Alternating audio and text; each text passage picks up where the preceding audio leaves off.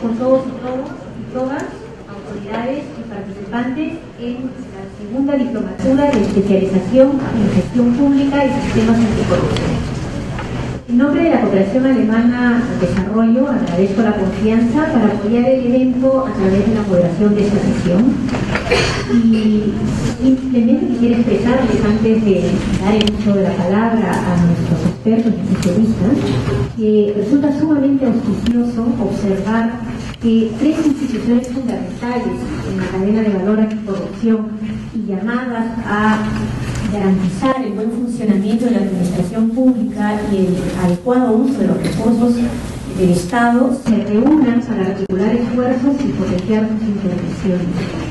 Y además, respecto del tema, cuantificación del daño derivado de los actos de corrupción en beneficio del Estado, invitamos también a la doctora Camila Retamoso, que nos acompañe como panelista.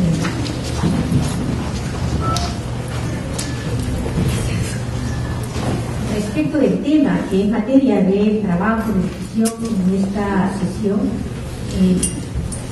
es evidente que se verá enriquecido en una plataforma interinstitucional que congrega al Poder Judicial, al Ministerio Público, a la Contraloría General de la República, y que a su vez se verá aportado con la reflexión académica especializada que ha abordado este tema no solamente en el ámbito nacional, sino en otros países de la región.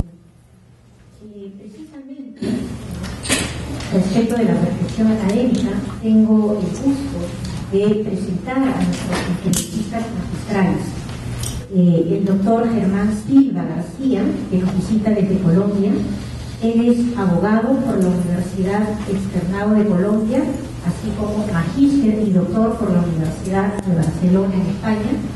Actualmente es director del Instituto Latinoamericano de Altos Estudios y director del Instituto de Seguridad Jurídica y Probidad.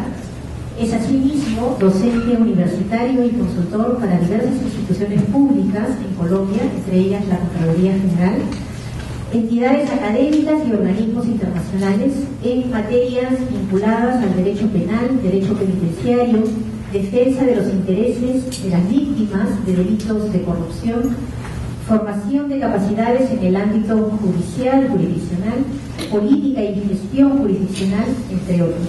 Asimismo, es autor de un número importante de libros y artículos en las materias referidas. También nos acompaña, en calidad de conferencista magistral, el doctor Alberto Chong Lam. Él es licenciado en Ciencias Sociales con mención en Economía por la Pontificia Universidad Católica del Perú y PhD en Economía por la Cornell University en Estados Unidos. Actualmente es profesor a tiempo completo en la Universidad de Ottawa, Canadá, y profesor visitante en la Universidad de George Washington en Estados Unidos. Es autor también de numerosas publicaciones en materias vinculadas al desarrollo económico, política económica y gobernabilidad y microeconomía aplicada.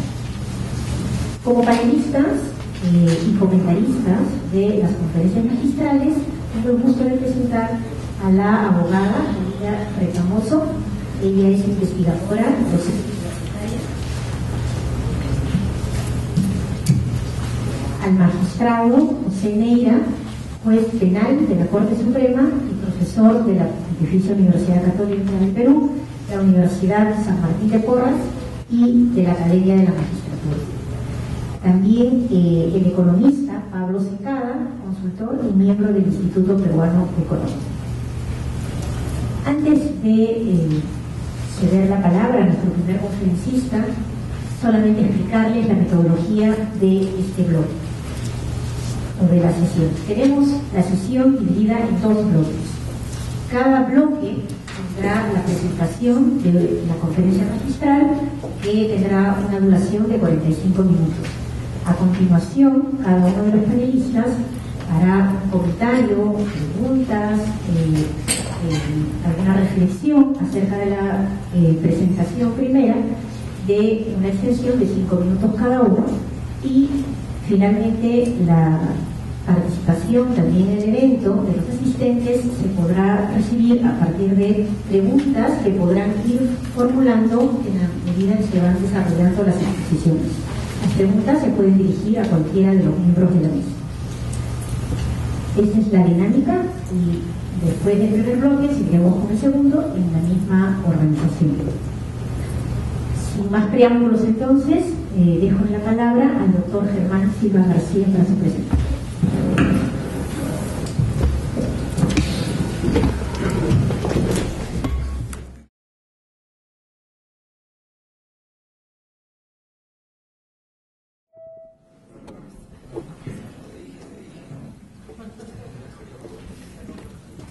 Bueno. Sí. Bueno. Muchísimas gracias a todos ustedes. De nuevo quiero saludar al Poder Judicial, al Ministerio Público representado por la Fiscalía General de la Nación y especialmente a la Contraloría General de la República por esta nueva oportunidad para conversar con ustedes acerca de la problemática de la cuantificación del daño. Ayer tuvimos la oportunidad de examinar el tema desde un punto de vista operativo, examinando el proceso de liquidación de los daños, particularmente de los daños emergentes. Hoy trataríamos de examinar una serie de conceptos que son en buena parte, desde luego, los fundamentos teóricos del ejercicio que hicimos el día de ayer.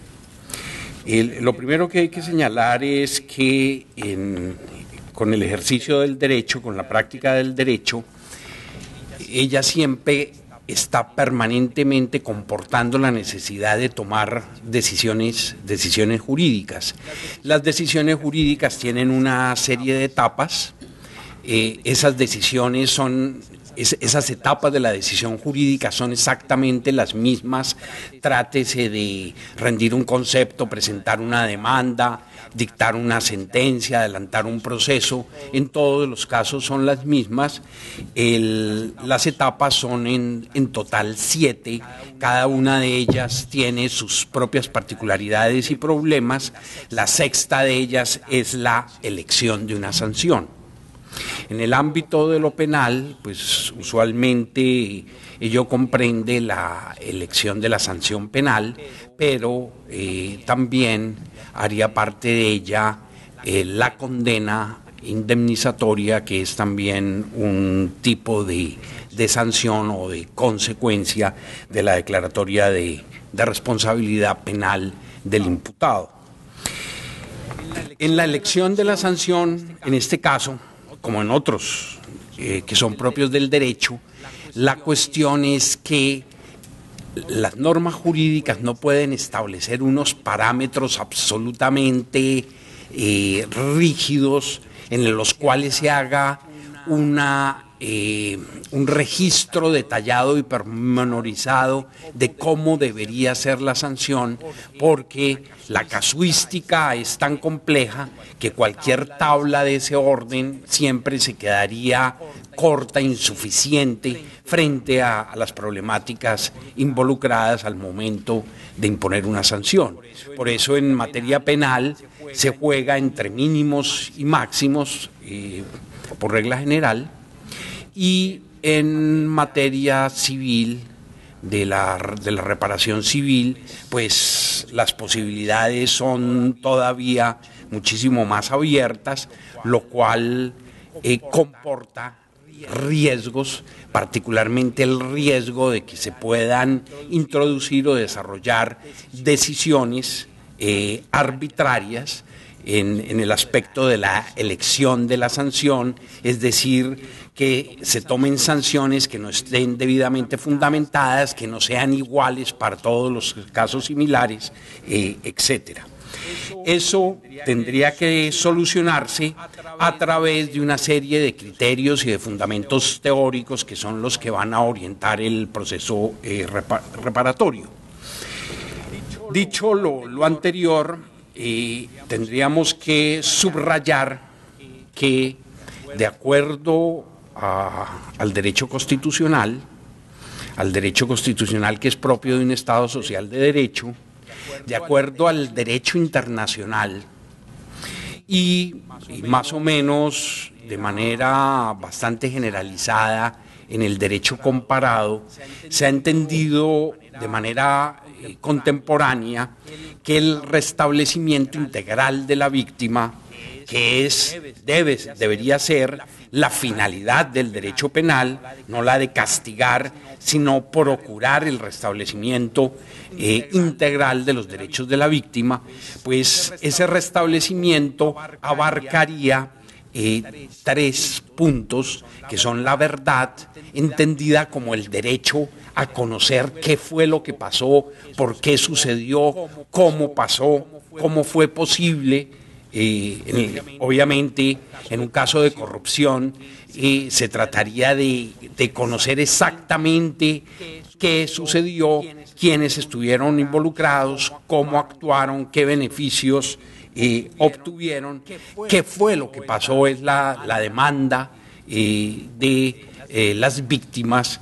Y en lo que atañe al segundo elemento, la justicia, pues la búsqueda de la justicia es la lucha contra la impunidad, es la adecuada, la justa imposición de una sanción como consecuencia de una declaratoria de responsabilidad que a su vez corresponde a la lesión a unos bienes, a unos intereses jurídicos que resultan vulnerados, afectados como consecuencia de la infracción. Y en tercer lugar, pues aparece la reparación. La reparación podría ser el devolver las cosas al estado en el que se encontraban, pero eso muchas veces no es posible que suceda, y entonces la reparación opera por vía de la indemnización. Pero fundamentalmente lo que quiero destacar es que en ese restablecimiento integral el mismo no se reduce únicamente a la reparación económica, sino que la verdad y la justicia son dos componentes centrales importantísimos. En Colombia, en el último año ha habido, a raíz de la nueva gestión en la Contraloría General de la República de la doctora Sandra Morelli, ha habido una verdadera transformación, una transformación a fondo en materia de las actuaciones en el escenario penal de la Contraloría General de la República, y lo cual a su vez ha generado una serie de pronunciamientos judiciales nuevos que son bastante interesantes. Antes de la actual administración de la Contraloría, en la ley se contemplaba no solamente la posibilidad de que la Contraloría General actuara en los procesos penales en representación de la víctima, sino que inclusive la Contraloría General podía desplazar en los procesos penales a las entidades públicas que habían sido de manera más inmediata víctimas de las actividades delictivas. Pero a pesar de esas facultades, de esas atribuciones, la verdad es que, por regla general, la Contraloría General nunca se hacía parte en los procesos penales como representante de las víctimas, como representante del Estado en tanto víctima de los delitos de corrupción. Eso era una rareza, que la Contraloría General concurriera a los procesos penales. Y la verdad es que las entidades públicas tampoco lo hacían. Además de que muchas veces era el representante legal de la entidad pública, el director de la entidad pública más inmediatamente involucrada en el acto de corrupción, era el que también estaba siendo procesado dentro del juicio penal, ¿no? Pues eso cambia de una manera radical lo cual va aparejado también a la apertura de toda una serie de investigaciones, tanto fiscales como penales, por casos de corrupción, en los cuales pues, ha habido varios eventos paradigmáticos que tienen que ver fundamentalmente con el gobierno anterior a nivel nacional y a nivel distrital, y a nivel de la capital de Colombia, de Bogotá, de lo que tenía que ver con la alcaldía anterior. Y eso, y en la medida en que la Contraloría empieza a actuar, que era una cosa nueva, que los jueces no conocían lo que era esa participación, pues se fue construyendo un camino. Eso, las autopistas pocas veces están hechas, tiene que haber un trabajo previo. Ese trabajo previo implicó muchas veces que la Contraloría intentaba hacerse parte en los procesos y la sacaban. No, la sacaban, por ejemplo, porque se alegaba en estos grandes casos de corrupción, usualmente tienen que ver con la contratación, y en la contratación pues hay un seguro, hay una empresa aseguradora, y estas empresas aseguradoras asumían la terminación de las obras, y entonces se alegaban además los imputados que no había perjuicios para el Estado porque ya la compañía aseguradora había asumido la obra. Pues bien, primero eso no era para nada cierto. Por ejemplo, en un caso que ha sido todo un hito de corrupción en Bogotá, en el cual se entregaron a una empresa contratista cerca de 35 millones de dólares para la realización de una obra que tenía que ver con el transporte público masivo de pasajeros, y algo así como el 95% de esos recursos sencillamente se los metieron al bolsillo, la obra no anduvo para nada, pues la compañía aseguradora asumió la obra, lo cual fue pues alegado por uno de los procesados, por uno de los imputados, que era el alcalde de Bogotá, como la demostración de que no se había ocasionado ningún perjuicio, ningún detrimento para el Estado. Pero repito, eso no era cierto, porque la obra había que hacerla, y la nueva generación del nuevo proceso iba a implicar unos costos adicionales para el distrito, para la ciudad de Bogotá, entre otras cosas, por ejemplo, el contrato de interventoría. Había que hacer un nuevo contrato de interventoría de esa obra que en ese momento ya iba a ser ejecutada por la compañía de seguros. Todo eso sin contar, desde luego, que la compañía de seguros era de propiedad del Estado, ¿no? Con lo cual, pues desde luego había también un detrimento en el patrimonio del Estado por esa parte. Pero inclusive la jurisprudencia que empieza a desarrollarse llega a plantear que la Contraloría General de la República se puede hacer parte en el proceso como víctima, aun cuando no haya necesidad de reparación económica, porque la Contraloría, en representación de las víctimas, de la víctima, aquí del Estado, puede perseguir y tiene la legitimidad para perseguir que haya verdad y que haya justicia. Eso se entiende sobre todo cuando se hablan de los casos en particular. En pues ese anticipo fue de 35 millones de dólares. Estos señores ni siquiera trataron de ocultarlo, lo hicieron de la manera más abierta y descarada. Sencillamente se fueron a Estados Unidos a esperar, sin esconderse, a esperar de que los citaran.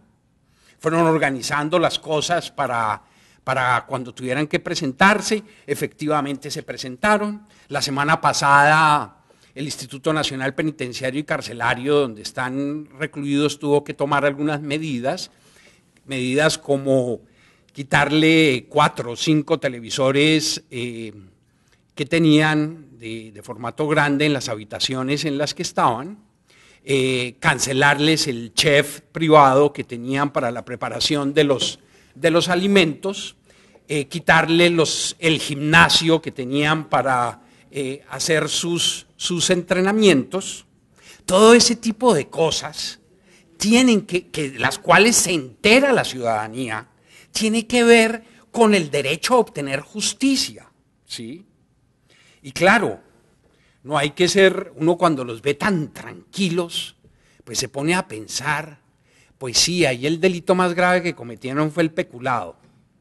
Pero además, como se pusieron a colaborar con la justicia, acusaron o reconocieron la complicidad de los funcionarios de la administración pública y de otros funcionarios de agencias de control en la comisión de esos ilícitos, y aceptaron los cargos que se le formularon, pues van a estar presos más o menos, así muy a grosso modo, algo así como 3 años.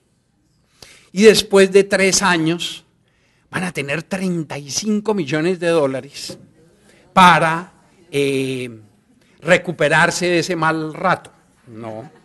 En este momento, inclusive en este preciso momento, se está tramitando en Bogotá un recurso de amparo o acción de tutela, como la llamamos nosotros, un recurso de amparo constitucional, en el cual estos señores han alegado de que sus vidas están en riesgo en razón a su generosa colaboración con la justicia y que corren peligro de que sean envenenados, por lo cual han tutelado para que el chef pueda volver a prepararles la comida.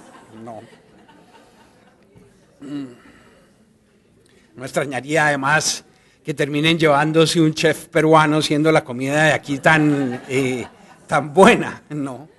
Pues con eso lo que pretendo ilustrar es lo que significa para la sociedad que finalmente está representada por ese ente que se llama el Estado, la necesidad de que haya verdad y que haya justicia. Entonces el asunto no es meramente la reparación económica. En esta jurisprudencia, además, adoptó una posición bastante interesante en el sentido de que planteó que la Contraloría no podía desplazar a las otras entidades públicas y declaró inconstitucional la norma legal que prescribía ese desplazamiento.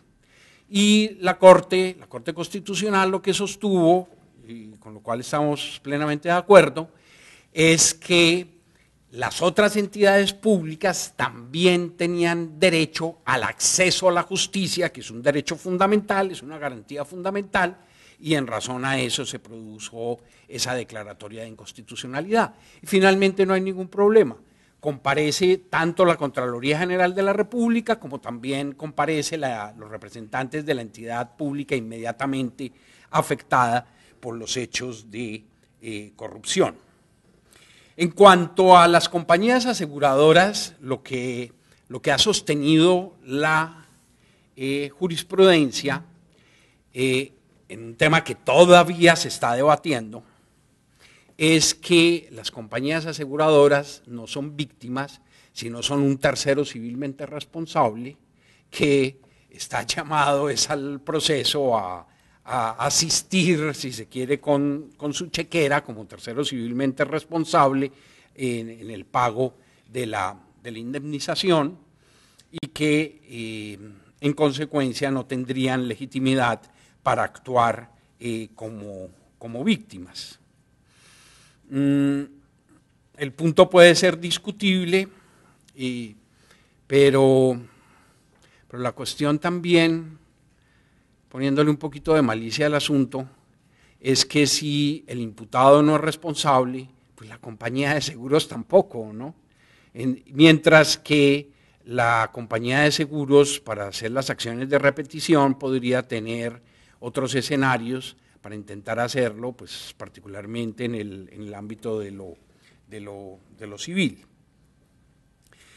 Ahora bien, ese papel de la Contraloría, desde luego, tiene mucho que ver con lo que es la definición de víctima. Víctima no es solamente las personas naturales, también lo pueden ser las jurídicas, y es aquella en la cual se materializa la conducta ilícita.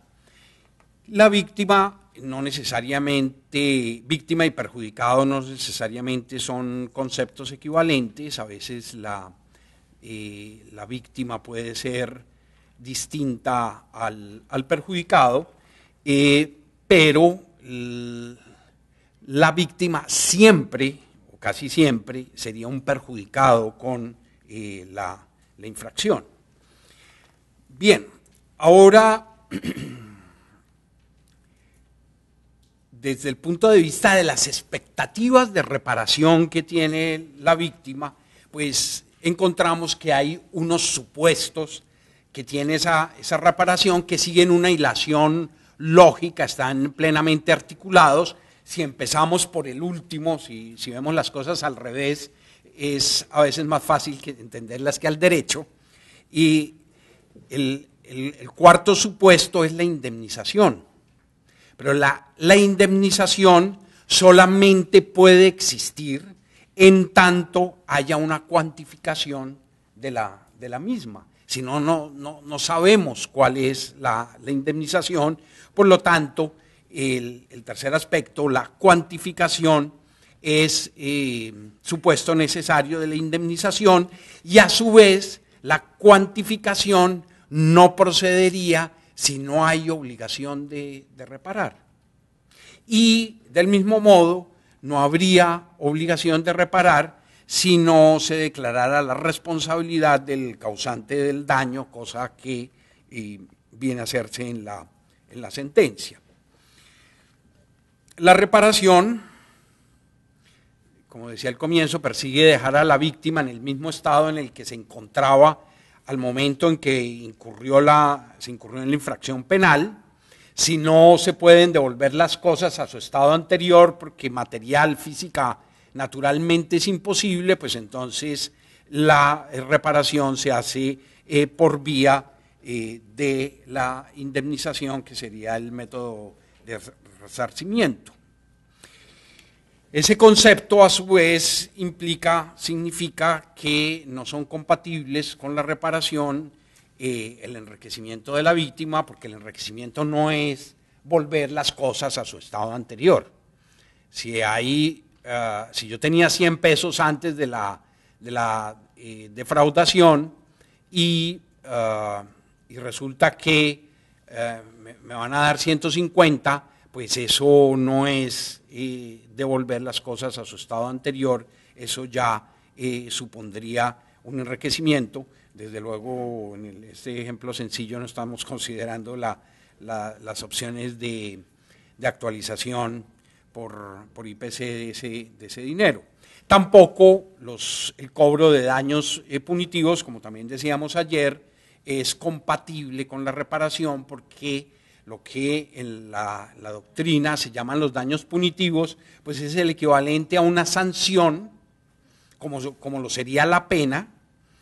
Los daños punitivos son sanciones económicas que se imponen con pretensiones de prevención de la criminalidad o con pretensiones retributivas como finalidades de la sanción, y eso pues es incompatible, se excluye con la noción de reparación.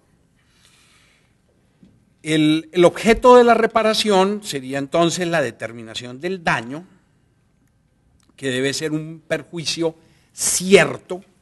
Eso de cierto significa que debe ser real, determinable, es decir, que deben haber elementos de juicio, evidencias, pruebas, que permitan determinar cuál es el monto de la reparación. Y además, también el perjuicio debe ser directo. Eso de que el perjuicio debe ser directo tiene que ver con lo que en el derecho llaman la relación causal entre el hecho delictivo y el daño que se ha producido, y porque, como debe quedar pues muy claro, los perjuicios indirectos que ciertamente pueden llegar a verificarse y indudablemente se presentan como consecuencia de la ocurrencia de una infracción a la ley penal, no pueden ser objeto de la reparación. Y además de la determinación del daño, pues es indispensable hacer la determinación de su valor económico, es decir, la cuantificación de los daños en una forma que sea justa. Para ambas actividades, es decir, para demostrar la existencia del daño y para demostrar la equivalencia económica de ese daño, pues resultan indispensables las actividades probatorias, y esas actividades probatorias involucran necesariamente a la víctima. Es decir, la víctima tiene el derecho, en razón a que actúa movida por sus derechos a la verdad, a la justicia y a la reparación, a ser escuchada, a solicitar que se practiquen pruebas destinadas a probar tanto la existencia del daño como la equivalencia económica del mismo, es decir, la cuantificación de los perjuicios. De manera excepcional, la equidad puede ser utilizada como un criterio para ponderar los perjuicios cuando es evidente que los mismos se han presentado, pero es muy difícil es extremadamente difícil hacer su cuantificación, lo que ocurre, por ejemplo, con relación al daño moral o el daño a la persona, donde hacer esa cuantificación, como lo vamos a ver ahora, es mucho más difícil. En ese evento, entonces, en esa clase de eventos se puede echar mano a la equidad. Los perjuicios pueden ser patrimoniales o materiales, lo que por regla general no presenta ningún problema. Ayer, como pues lo vimos en el caso del daño emergente, son bastante fáciles de calcular. En el caso del daño emergente hay que considerar que esos perjuicios pueden ser pasados o consolidados, es decir, en el momento en que hago la liquidación, esos perjuicios ya sucedieron, entonces están consolidados, son pasados, pero también puede haber daño emergente futuro. No hay que pensar que el lucro cesante es única y exclusivamente el tipo de perjuicio que acaece hacia el futuro.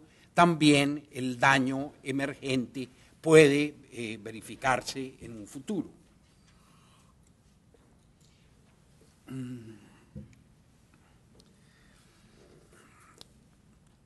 Tanto lo uno como lo otro se predica desde el momento en el que se hace la liquidación, el cálculo de la suma a indemnizar.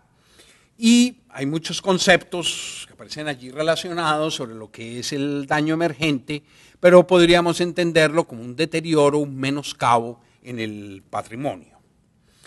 El lucro cesante, por su parte, que es la ganancia o el provecho que deja de reportarse, la ganancia frustrada, no se verifica con frecuencia con relación al Estado, pero ciertamente que sí puede ocurrir en muchos casos.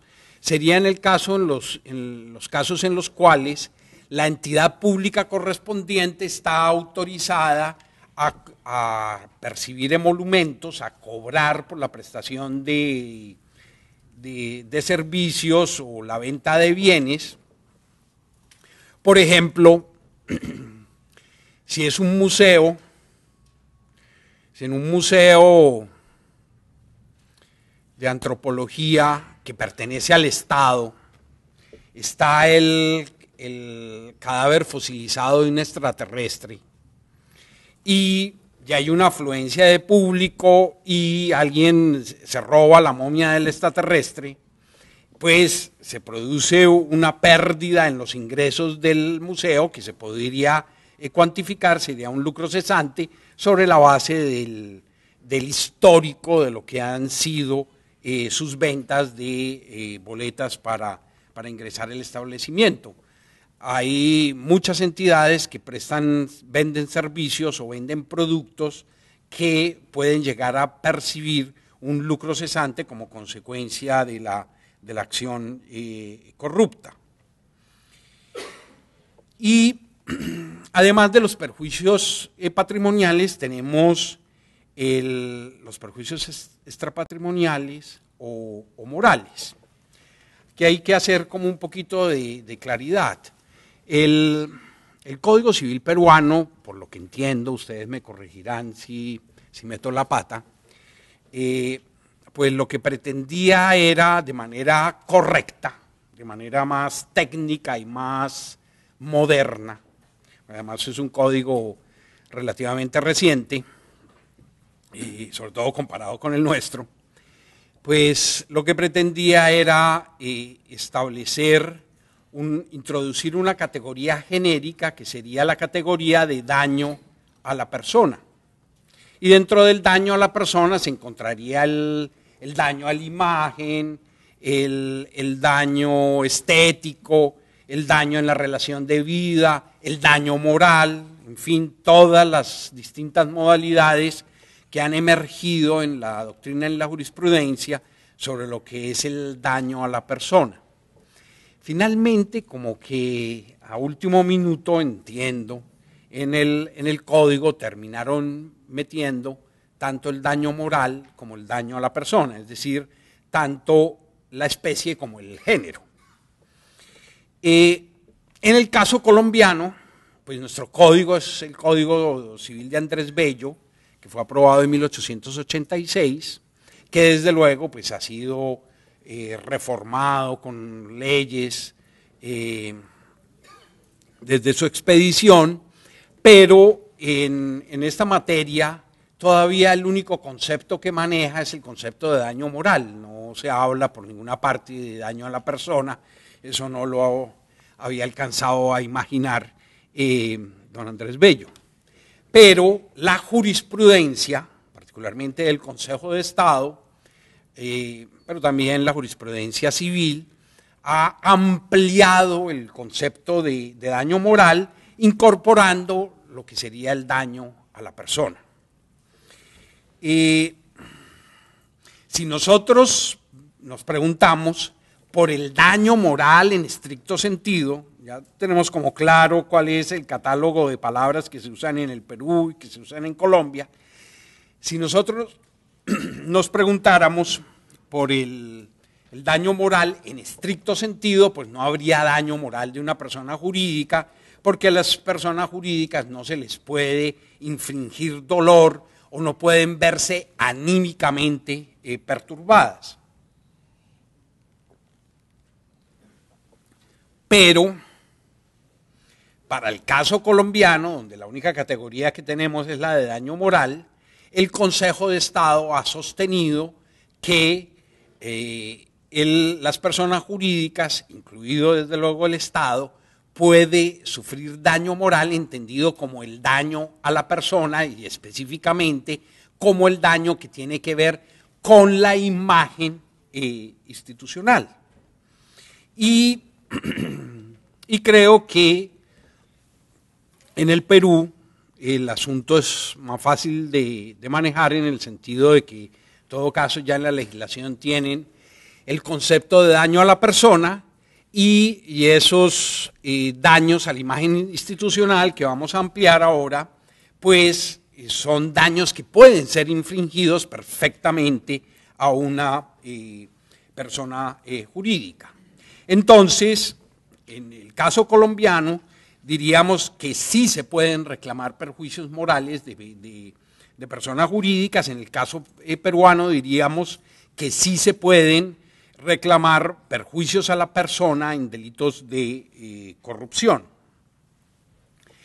Recordemos que la reparación debe ser integral, lo cual involucra necesariamente los derechos a la verdad, a la justicia, a la reparación, y en el caso de la reparación, a la reparación patrimonial y extrapatrimonial. Porque son elementos a considerar el daño a la imagen institucional, el daño a la credibilidad pública, el daño a la legitimidad de la administración. En el caso que les mencionaba de corrupción en Bogotá, pues se supo que el alcalde cobraba el 6% de ese contrato, y parece que era una norma general, un estándar.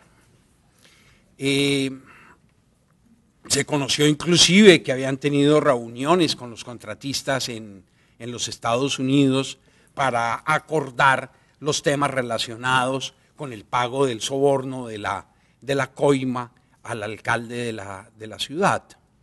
Además, pues los contratistas de Bogotá que financiaron la campaña de los concejales de la ciudad de Bogotá, y esos concejales fueron los que eligieron al contralor distrital, porque en Colombia hay contralorías territoriales, pues el contralor distrital, que finalmente fue elegido a instancias de los contratistas, es decir, de aquellos a quienes tenía que vigilar, pues ese también cobraba su comisión. Y finalmente, a lo que llevó la corrupción, de una manera más o menos generalizada, era que la mejor manera de dedicarse a la corrupción no solamente era cometiendo los delitos de corrupción cuidadosamente, sino controlando a los organismos que deben combatir la corrupción. Y así se iba sobre seguro. En esas condiciones, ¿dónde puede quedar la legitimidad de la administración? ¿En qué estado puede quedar la credibilidad pública? Y después aparece alguna de esas agencias que califican los riesgos de inversión, por ejemplo, y como la corrupción es un riesgo para la inversión porque incrementa los costos y genera inseguridad jurídica para las inversiones, ¿sí? Pues, ¿qué implica la pérdida de un puntico de esos por una compañía que hace, de una empresa de estas extranjeras que hace esa clase de calificaciones? No. Entonces, el perjuicio a la persona, o como diríamos en Colombia, el daño moral a las personas jurídicas, puede llegar a ser gravísimo en los delitos de corrupción. El problema puede aparecer, desde luego, es en la manera como se va a cuantificar ese daño. Decíamos antes que se podía utilizar la equidad. Hay una serie de parámetros para hacer la liquidación, no solamente de los perjuicios extrapatrimoniales, sino también de los patrimoniales. Se deben utilizar criterios que sean claros, que sean transparentes, es decir, que no una cosa que por allá el funcionario judicial o el funcionario de la Contraloría tiene guardada y no explica, sino que los parámetros tienen que ser absolutamente claros, abiertos, que todo el mundo los pueda conocer, los pueda discutir, los pueda cuestionar, entre otras cosas porque los procesos penales son contradictorios, que se puedan verificar. que si se va a aplicar una fórmula se pueda hacer la verificación de esa fórmula y no sea un acto de magia o de brujería la manera como se obtiene el dato sobre la reparación, lo que debe ser reparable. Deben ser razonables, es decir, tiene que haber unos razonamientos, una argumentación, una retórica que le dé fundamento a esos parámetros. Deben ser proporcionales al daño que se ha ocasionado y desde luego también deberían ser justos.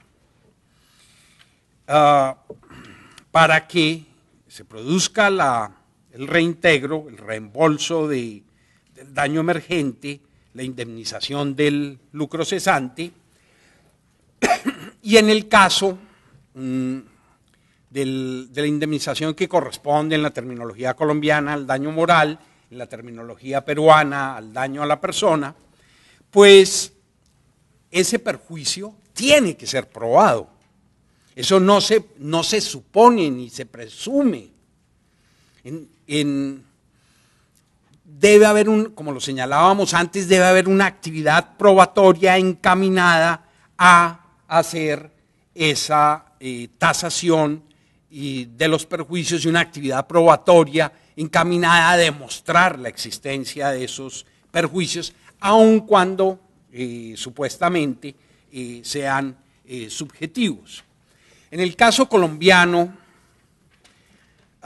como particularmente los perjuicios extrapatrimoniales, pues pueden llegar a ser inconmensurables, eso depende de la persona, ¿no? Y desde el punto de vista de esa persona natural o jurídica que ha sido afectada, que ha sido lesionada en ese plano, pues los perjuicios podrían ser absolutamente infinitos, pues la jurisprudencia ha venido estableciendo unos máximos que actualmente están fijados en el orden de los $20,000. Todo ello pues con el propósito de evitar que se vayan a cometer abusos, arbitrariedades en esa definición de esa clase de perjuicios. Y naturalmente pues la liquidación de los perjuicios extrapatrimoniales pues está orientada por los mismos criterios que se indicaron anteriormente. Eso de los criterios hay que subrayarlo mucho, porque es que en las decisiones penales, en las decisiones judiciales en materia penal, con muchísima frecuencia se utilizan lo que llamamos los sociólogos del derecho, recetas o tipificaciones, unas fórmulas estándar que se utilizan cada vez que se presenta una situación y que evitan hacer, son muy cómodas, porque evitan hacer toda clase de trabajo o cualquier clase de razonamiento. Por ejemplo, en materia penal, en el ámbito del derecho probatorio, hay una receta que utilizan los funcionarios judiciales colombianos cada vez que se va a valorar el testimonio de un policía. Siempre que se va a valorar el testimonio de un policía, lo que se dice es: el señor agente de la Policía Nacional es un funcionario público. Se presume que los funcionarios públicos dicen la verdad, lo cual, entre otras cosas, creo que es un absurdo lógico total, pero bueno, eso lo pone. Se presume que los funcionarios públicos dicen la verdad, luego no hay ningún motivo para pensar que el señor agente de la policía va a faltar a la verdad en este caso, y además no hay ningún motivo de animadversión o disgusto respecto del imputado. Y puede uno mirar 1000 procesos y en los 1000 que hay testimonios de policías siempre se dice exactamente lo mismo.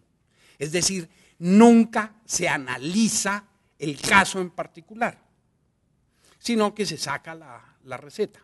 No.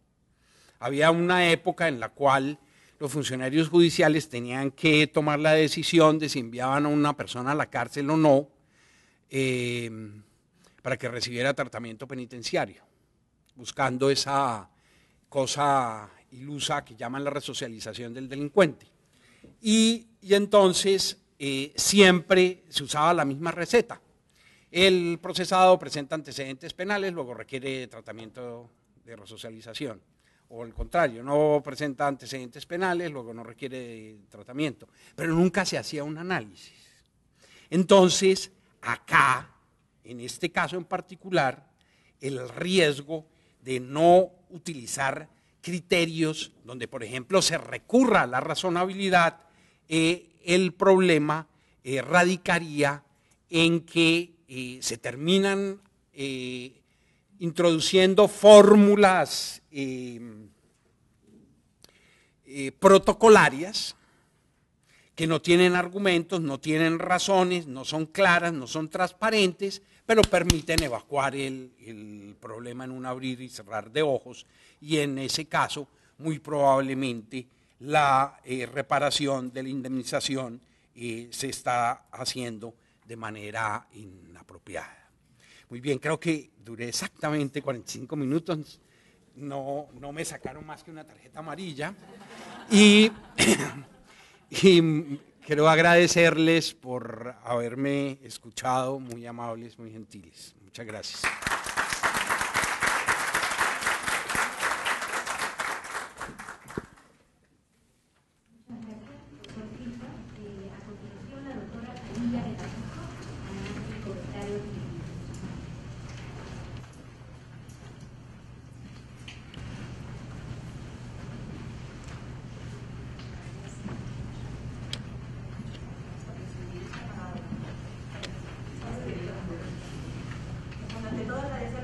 De los organizadores del evento.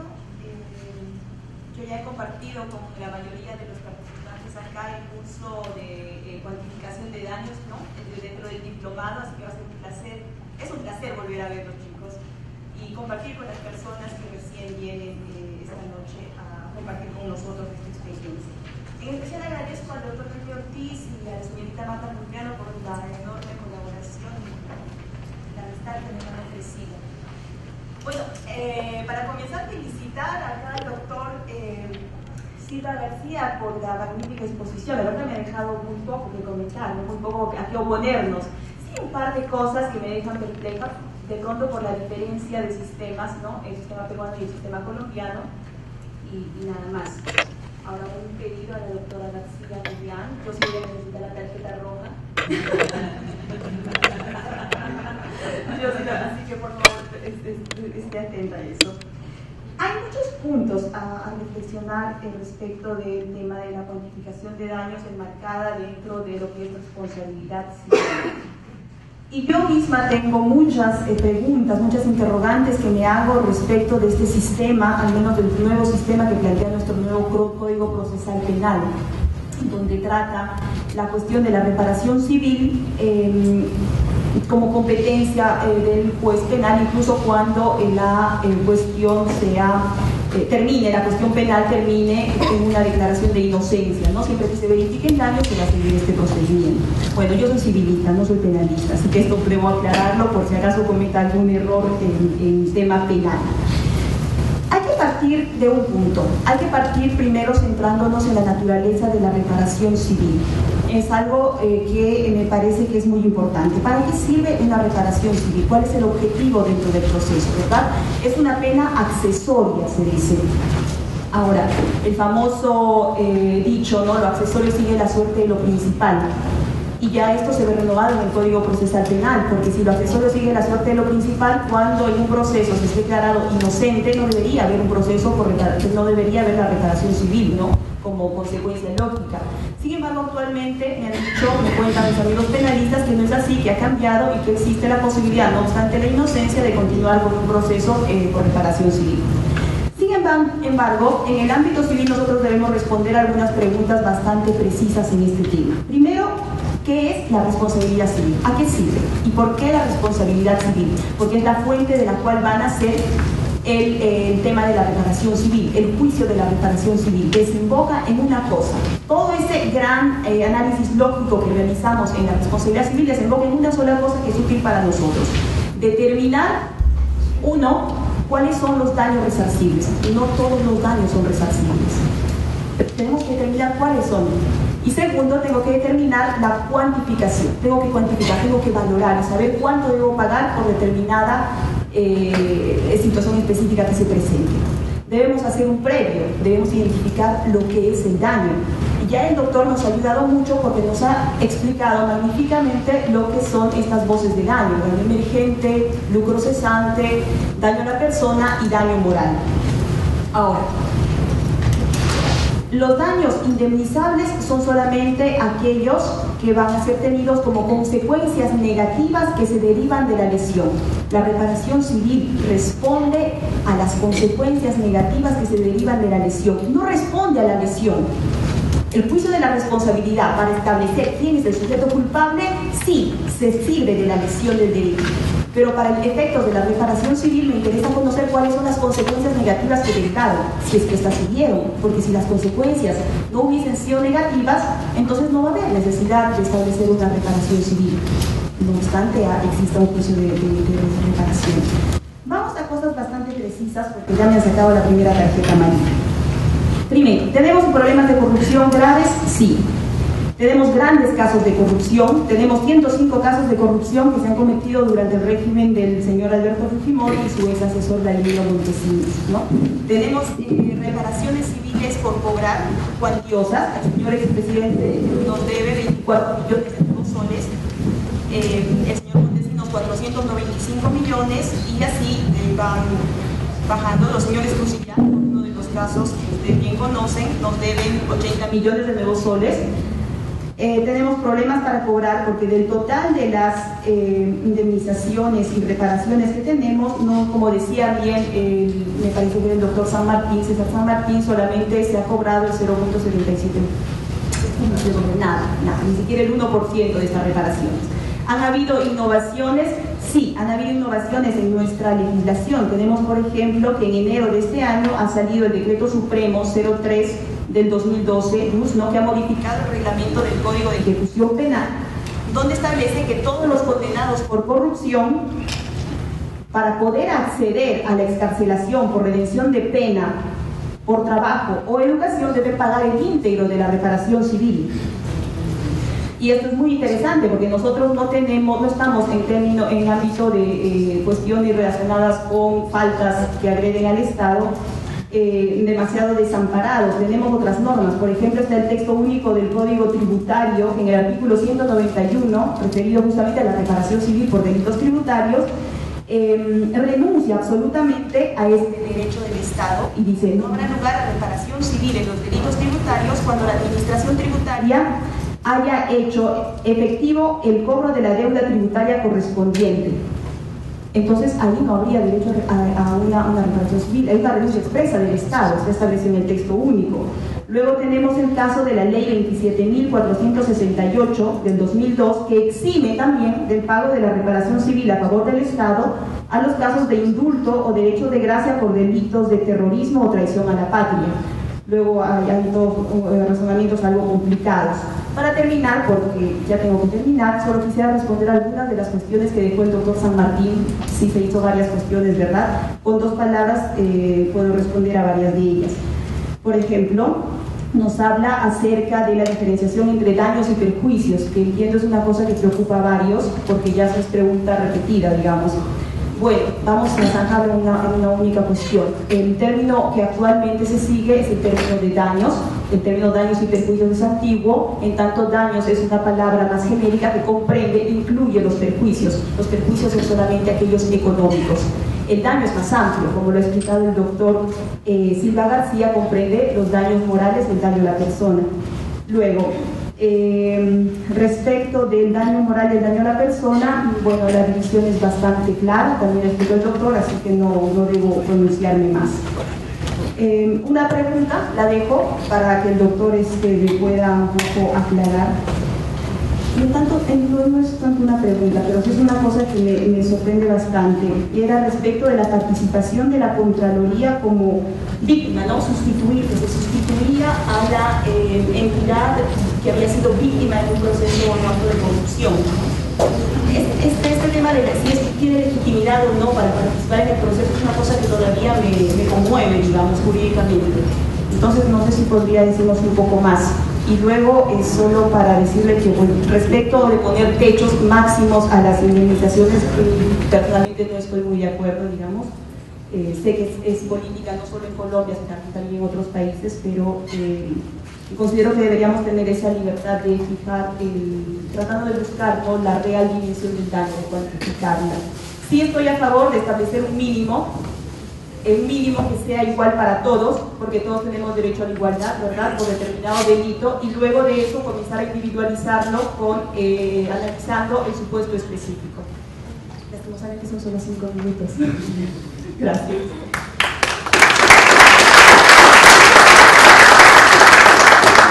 Gracias, doctora Retamoso. Por favor, a continuación, el economista Pablo Secado. Bueno, gracias de nuevo. Gracias por la invitación.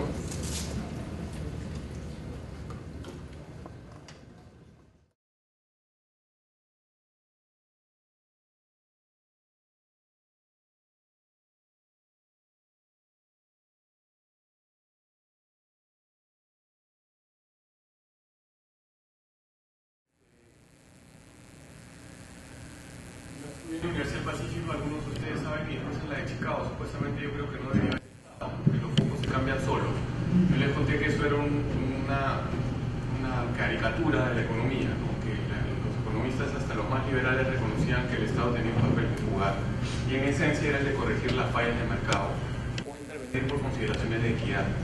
También conversamos en un tema que el doctor Chong conoce mucho mejor que yo y del cual escribe, que había toda esta disciplina de la elección pública, que era cómo hace el Estado, el ciudadano, para elegir, porque necesita, por ejemplo, que no haya problemas de contaminación, porque necesita carreteras, necesita justicia. Y estas fallas de Estado impedían que se corrijan las fallas del mercado y que haya más equidad. Bueno, eso es justamente lo que ocurre cuando hay corrupción. En parte, se evita que el Estado desempeñe su papel. Eso es una de las cosas que ocurre en nuestro país y que explica por qué dicen algunos paradójico que la economía crezca y que no haya más bienestar. No es paradójico, el Estado es un desastre. No hay que ser un economista ni científico para reconocerlo. En la cuantificación de los daños de corrupción, quisiera hacer una analogía cuando uno hace una comparación y dice, al gobierno de Alan García le fue muy bien porque la economía creció 7%, otorgándole al gobierno de ese quinquenio un resultado que a veces tiene que ver con lo que el gobierno hizo y a veces no, que puede tener que ver con que subió el cobre. En la evaluación de los daños de la corrupción habría que hacer lo mismo. Primero, qué es lo que ocurrió, después, qué hubiera ocurrido en la ausencia de corrupción. Y yo creo que ese es como mínimo el daño de la corrupción, pero iría un poco más allá. Y ya no es un tema de corrupción, pero sí es un tema que se le puede achacar al Estado. La reflexión que habría que hacer es qué hubiera sido la intervención ideal para solucionar ese problema. ¿Qué ocurrió en la realidad y qué debió haber ocurrido en ausencia de corrupción? ¿No? Yo creo que esa va, la primera de las cosas, simplemente qué ocurrió y qué debió haber ocurrido en ausencia de corrupción, incluyendo los costos económicos completos, y a eso voy en un segundo. Ese, en mi opinión, debería ser el daño mínimo, el costo mínimo de la corrupción. Pero si adicionalmente lo pensamos como ciudadanos, deberíamos hacer la otra reflexión. Lo otro que genera la corrupción es una cosa que en nuestro país también existe y que retrasa el desarrollo, y es la generación de rentas. Rentas son utilidades en mercados no competitivos, utilidades extraordinarias. No son las utilidades que se obtienen en un mercado en que uno puede competir. Y las rentas además generan que parte de la sociedad se dedique a buscar rentas y que a los políticos le pidan rentas y corrompan al Estado. Se genera competencia desleal. Si yo consigo una licitación de cualquier cosa que el Estado compre, evito que otros lo hagan y posiblemente yo seguramente no soy el más competitivo. De los ejemplos que se citaron, el seguro. Bueno, para empezar, los costos del siguiente seguro que el Estado contrate van a ser mayores. Eso es parte del costo de la corrupción. Segundo, el gran concepto de costo de oportunidad, ¿no? ¿Qué hubiera ocurrido en ausencia de corrupción? Se está sacando de la competencia, los usuarios no están recibiendo el bien y posiblemente ese es el mayor costo. Una carretera que no se hace 3 años significa que las personas se transportan de una manera más lenta por 3 años. Eso cuesta muchísimas veces más que lo que típicamente se asigna en un caso de corrupción porque se retrasó la entrega o se hizo mal una carretera. Ese es el costo real. Porque en contraposición, cuando se hace una evaluación económica de hacer una carretera, el principal beneficio es el ahorro del tiempo. Y eso nunca está, que yo sepa, en el costo de la corrupción asignado a un contrato de carreteras asignado pues con una COI, ¿no? Licitación de obras públicas, yendo a mi otro concepto, podríamos decir que alianzas públicas privadas bien diseñadas serían mejor que licitación de la mayoría de obras públicas. Entonces podríamos decir que cuando, por ejemplo, como acaba de ocurrir, SEDAPAL declara que no hay interés de iniciativa privada para deslizar agua en el sur del Perú, ya ahí hay un costo para la sociedad, que puede que no sea un costo de corrupción o puede que sí sea un costo de la corrupción. Los de SEDAPAL, que yo sepa, no van a irse al cielo.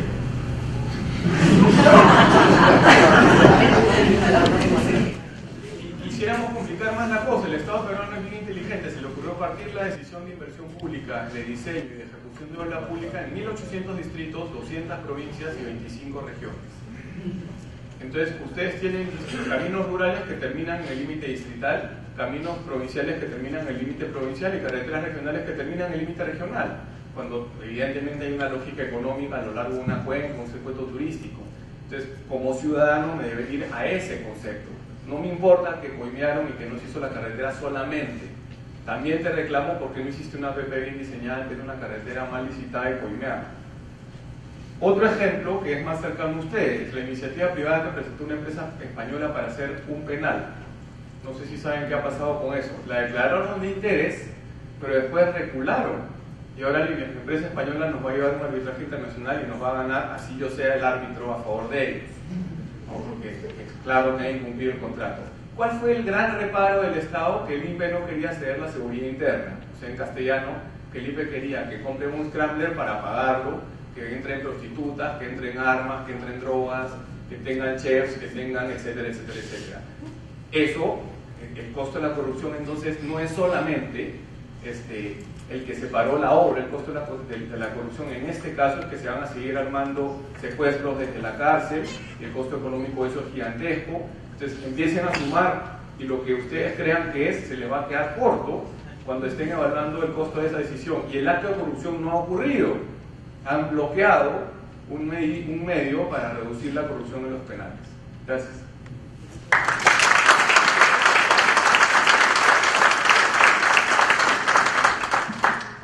Muchas gracias. A continuación, entonces, el doctor José Medina.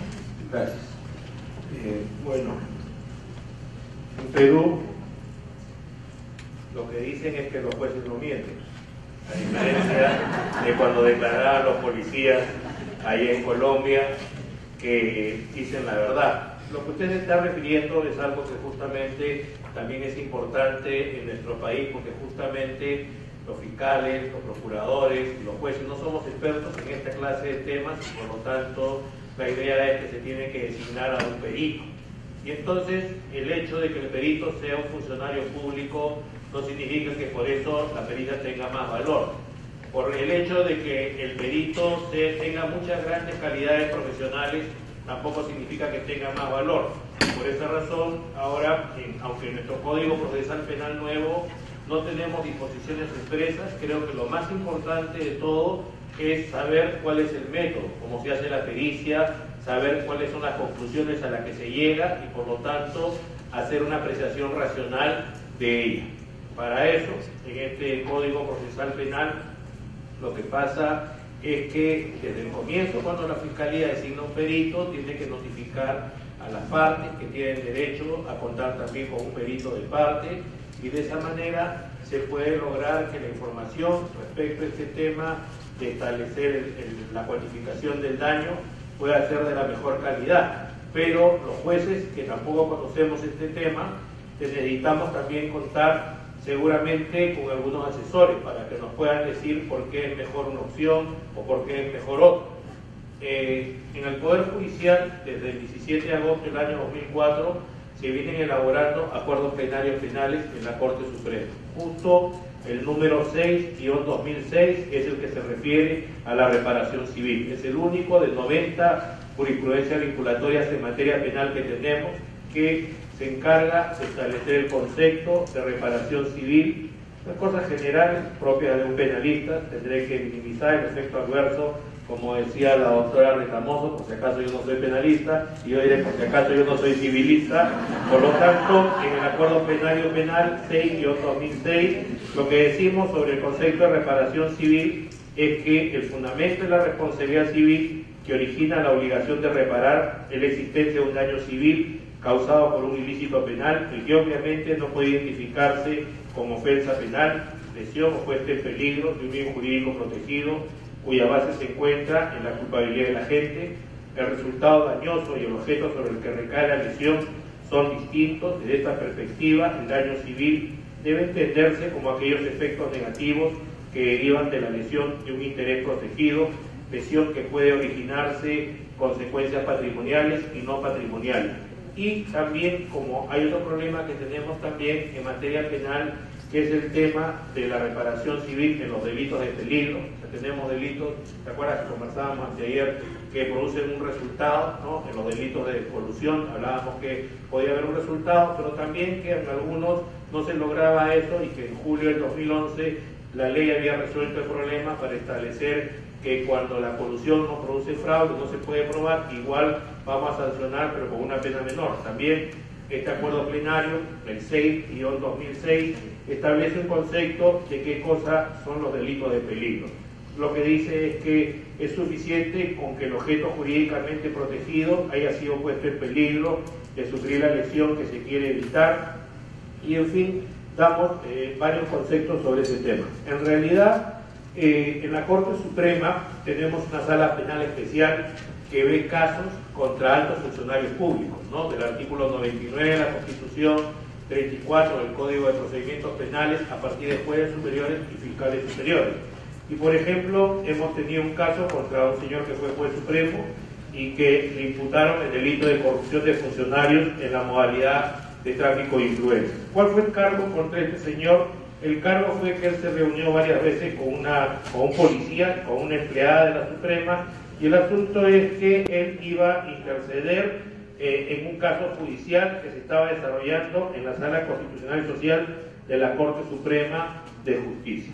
Acá lo que pasó fue que este señor, como beneficios patrimoniales, se le entregó dinero en efectivo, botellas de licor, carne seca y chifles, antes de que lo detectan en flagrancia. Bueno, ese por su origen seguramente que le encantaba ese producto, y entonces la Corte Suprema ahí específicamente para poder determinar, consuma lo que el Perú produce, ¿no es cierto?, para poder determinar el daño, lo que dice es lo siguiente, ¿no? Y el ponente del maestro Seda San Martín Castro nos dice lo siguiente, que la reparación civil, conforme se ha establecido en la Corte Suprema en línea jurisprudencial, se fija en atención al principio del daño causado, y esta debe guardar en proporción con el daño irrogado. O sea que la idea acá es que esta reparación civil debe tener expresión del contenido reparador a favor de la persona o entidad que resulte agraviada, y que esto debe estar dentro de los parámetros máximos determinados por el Ministerio Público y la parte civil, así como dentro del principio de razonabilidad. Acá, ¿qué es lo que se le podría reprochar a esta persona para establecer la cantidad por reparación civil? Si estamos hablando de un delito de tráfico de influencias, la afectación al funcionamiento de la administración pública que tuvo lugar por la conducta del imputado, los administrados, como es de público y notorio, disminuyeron ostensiblemente su confianza para desarrollar normalmente y con transparencia sus actividades, situación que debe mesurarse equitativamente. El menoscabo es pues claro, y como tal la causa del perjuicio, pero vista su falta de objetivación, tiene una magnitud no sujeta a concreción y homologación. Su evaluación económica en virtud del desprestigio sufrido debe ser discrecional y rectamente ponderada, la cual ha de inferirse de la naturaleza, trascendencia y ámbito dentro del cual esto se produjo. Y en concreto, ¿qué cosa es lo que se le cuestiona? Primero, ¿dónde se encontraba el proceso? En la Corte Suprema. Segundo, ¿cuál era el nivel jerárquico del traficante influencer? Era un juez de la Corte Suprema. ¿Cuál es la extensión social de la conducta, que incluso fue captada en imágenes por la naturaleza flagrante del hecho, que fueron de conocimiento público? Acá, ¿qué cosa es lo que ocurre? Acá hemos notado, son más o menos 10 sentencias de la Corte Suprema, de casos que de comienzo se originan ahí y terminan ahí, donde hay una disparidad de criterios, la Fiscalía pide una cantidad y la Procuraduría pide 50 veces más, o sea, y nosotros vemos cómo podemos ir construyendo esto, o sea, la verdad el desconocimiento que tenemos nosotros en este tema es absoluto. Y para muestra, acá voy a dejar las 10 copias de las resoluciones para que ustedes lo puedan evaluar y ver y no vayan a pensar que es una cosa personal. Creo que acá estamos todos para mejorar la forma como tenemos que trabajar, y acá está lo que nos preocupaba y conversábamos con el amigo Chon anteayer de este tema, de qué podemos hacer para poder resolver y poder dar un dato más cierto. Nosotros en realidad somos penalistas, creo que todos los que estamos acá, y por ejemplo nos estamos enterando a partir de este esfuerzo que hay hoy día, que existe este libro, por ejemplo, Responsabilidad Civil 2, que lo dirige el maestro Juan Espinosa, y ¿saben por qué me ha interesado? Porque algo de este libro podría entenderlo, porque justamente la segunda ponencia es del profesor César San Martín Castro, y es en uno de los pocos artículos que un penalista trata de explicarnos cómo es la reparación civil en el proceso penal. Los invito a que lo puedan revisar, y después, descubriendo algunas cosas que se han publicado por penalistas en materia de reparación civil, de consecuencias accesorias, pero muy lejos de lo que nosotros necesitamos, es el libro de Tomás Saladino Gálvez, de Julio Rodríguez Delgado, de José Luis Castillo Alba, de un abogado Efraín Basalo Zambucetti. Entonces creo yo que hay que animarnos, ¿no? Tenemos que mejorar la forma como tenemos que dar respuesta a esta clase de temas, y tenemos que ser menos abstractos. Voy a dejar para la segunda oportunidad que tengo comentarios a algunas otras sentencias. Agradezco mucho por su atención.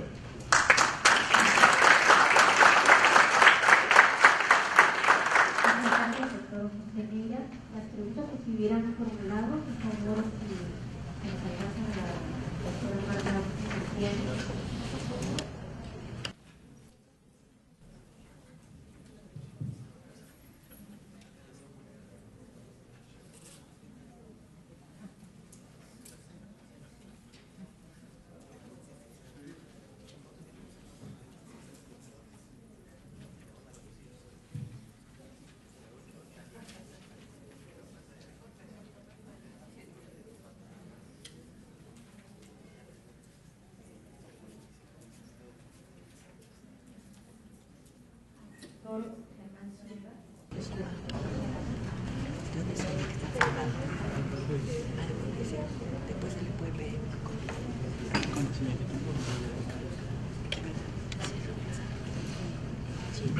Bueno, primero una pregunta de la doctora Retamoso, referida a las facultades que tenía la Contraloría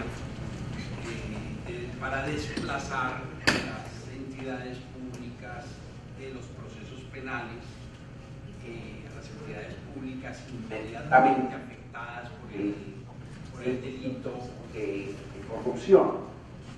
En ese caso, a raíz de la jurisprudencia de la Corte Constitucional, lo que se ha establecido es que el funcionario judicial debe admitir tanto la presencia de la Contraloría como de la entidad pública afectada.